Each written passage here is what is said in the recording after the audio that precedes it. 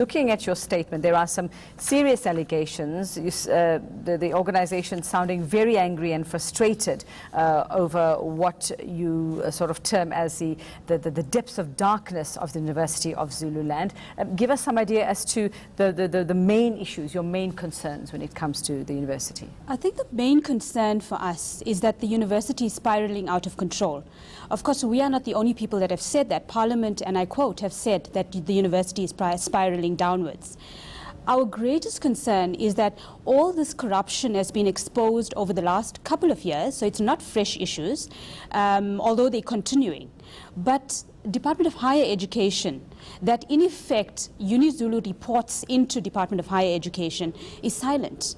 They have not, there hasn't been any action forthcoming from them, and this has been allowed to continue while close to 22,000 students suffer. It's an extremely poor university in the heart of Zululand, and it's the only choice that these students have in terms of a university. All right, just some examples, if you can, of this widespread corruption that you're talking about and how it's actually affecting the functioning of the university and the students' learning. Okay, so basically it is a historically disadvantaged university, and we know that funds in higher education, because of the fee-free education, it's a very scarce resource, and you've got to source it from other government departments, etc. But what is allowed to be happening, or what is happening at Unizulu, is that funds are being looted, are being wasted. Just to make an example, executive houses to the tune of around 45 million was purchased for executives, and we're yet to know where that funds came from. Remember, there cannot be funds of that kind of magnitude if it's not coming from student funds. And the question to be asked is, if students are living in squalor, and basically without, in some instances they're living in shacks, etc., yet there's this money that's been made available to buy 9 executive accommodation in the golf estate.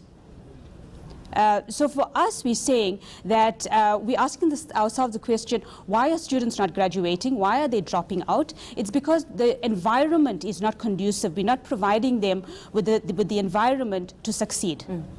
Just looking at what you had to say, the word blackmail coming up quite a bit as well. Just explain to us what's been going on, because you talk about the blackmail theory, who's blackmailing whom, and what's it in connection with? Okay, for us it's also a very strange phenomenon that's happening. Basically on the 22nd of November, the Portfolio Committee indicated in their reports, so it's not us, we're just shining a light on it, where they said that they believe that DHED, Department of Higher Education, is not acting because there is some sort of blackmail that's happening between the University of Zululand and DHED. And I think that is an absolutely strange circumstance to have happening in a democracy at this stage. So therefore, of course, DHED will not act if there is in fact the situation happening. And we believe it to be the case because there's been many reports that have been submitted to DHED raising all these acts of corruption, the rapes, etc. But nothing has moved. And we do then believe that there must be some fact to this rumor, or not rumor, but what has been pronounced by the Portfolio Committee. Have you gone as far as laying criminal charges with regard or in relation to any of these allegations? Our founder, Mr. Jamile, who's now late, may his soul rest in peace, in 2016, he laid 9 charges of fraud against the Vice-Chancellor of the University of Zululand, and to date, they haven't been investigated. Including the sexual harassment charges. Have those also been made? Yes, those have also been made, several sexual harassment cases, and as we've indicated there, both of male and female students. So we know that there's been a change in the Minister of Higher Education. I just want to find out from you, have you managed to sort of contact the new minister? Have you tried to have a conversation about this? We know that Parliament has largely you've lashed out at Parliament for not taking any action. But reaching out to the new minister, have you had any luck there? You know, we must be clear that We have written many letters to the new minister, to all three ministers, but to the new minister in specific, we wrote many letters, including attaching evidence of what is happening at Unizulu. And we did that in case it hadn't reached her from the previous ministers. We must say that we have not seen the action that we would have expected, because the reality for the students on the ground, the staff on the ground, is that nothing has changed. So what do you do now? Besides being an activist and besides wanting to save Unizulu, I stay at home.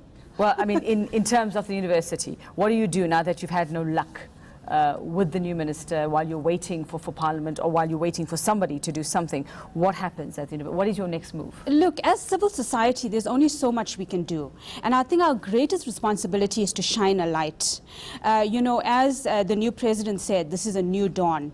But you know, if we don't feel the new dawn on the ground, then the talk up there about the new dawn, if it doesn't factor on the ground, then really, you know, this is not the reality that we used to, the new dawn. So I must say that the people at Unizulu, including the community, because they actually launched a protest, a community protest not so long ago, where they approached Save Unizulu to assist. I'm saying they're not feeling this new dawn.